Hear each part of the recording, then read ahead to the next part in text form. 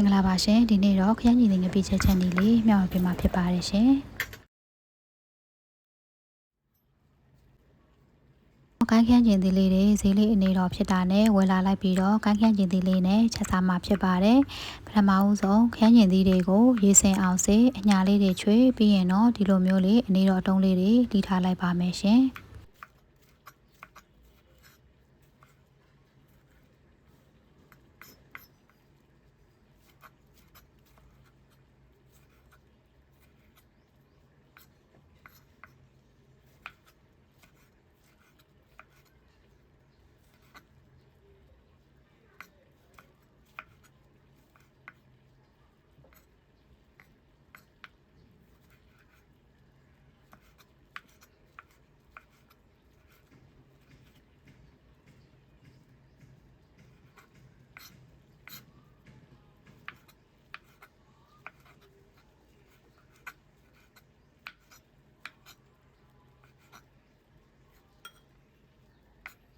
ခန်းကျင်လေးတွေလှီးပြီးွားပြီဆိုလို့ရှိရင်တော့ဒီငါးငပိရေချိုးပေါ့နော်ငါးငပိရေချိုးလေး၃ချက်သားလောက်ကိုရေလေးနဲ့ပြုတ်ပေးပါမယ်ရောင်လေးလှဝအောင်လို့စနွင်းမုံလေးအနှဲငယ်ထည့်ပြီးတော့ပြုတ်ပေးပါမယ်ရှင်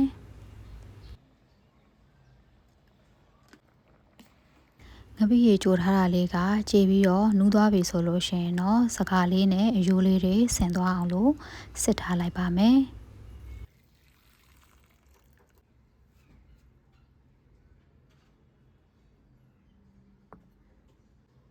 ပြီးရင်တော့ကိုစားနိုင်လောက်တဲ့အဆက်ပမာဏရှိတဲ့ငရုတ်သီးစိမ့်လေးတွေကိုငရုတ်စုံထဲမှာထည့်ပြီးတော့ထောင်းထားလိုက်ပါမယ်။ချက်သွန်အဖြူအနီနဲ့အယောင်တင်မှုရောထောင်းထားတဲ့အနှစ်ကလေးကိုစီဆူလာပြီဆိုလို့ရှိရင်တော့စီသက်ပေးပါမယ်။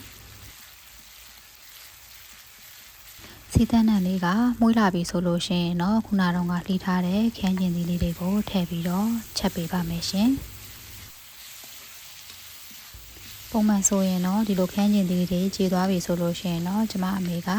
ငါးကလေးတွေကိုပြုတ်ပြီးတော့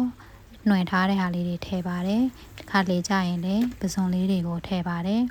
ခုတော့ကျမကတော့ချိုမုံကလေးပဲအနှဲငယ်ထည့်ထားပါတယ်ပြီးရင်တော့မျိုးသီးစိမ်းထောင်းထားတာလေးတွေကိုထည့်ပြီးတော့ဒီလိုမျိုးလေးမှုေးပြီးတော့ချက်ပေးပါမယ်ရှင်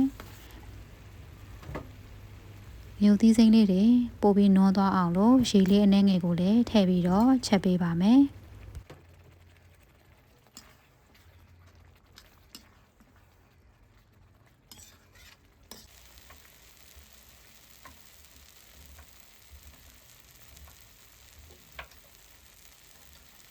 ခန်းကျင်သည့်အနှစ်ကဒီလိုမျိုးစီပြန်လာပြီဆိုလို့ရှိရင်တော့ခုနတုန်းကကြိုထားတဲ့ငပိရေချိုးလေးကိုလောင်းထည့်ပြီးတော့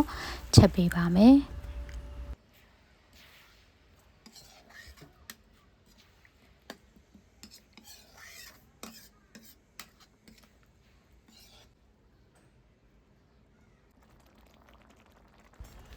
အခုလိုမျိုးပွက်ဆူလာပြီဆိုလို့ရှိရင်တော့နန်းနန်းပင်မြမြလေးအုပ်ပြီးတော့မှုေးပေးလိုက်ပြီဆိုရင်တော့ဒီဟင်းလေးကကြက်ပါပြီရှင်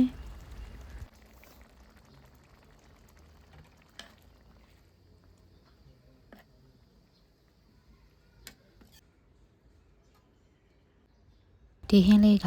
အိမ်တိုင်းလိုချက်စားဖြစ်ပြီးတော့အားလုံးလည်းနှစ်သက်ကြတဲ့ဟင်းတစ်ခွက်ဖြစ်ပါတယ်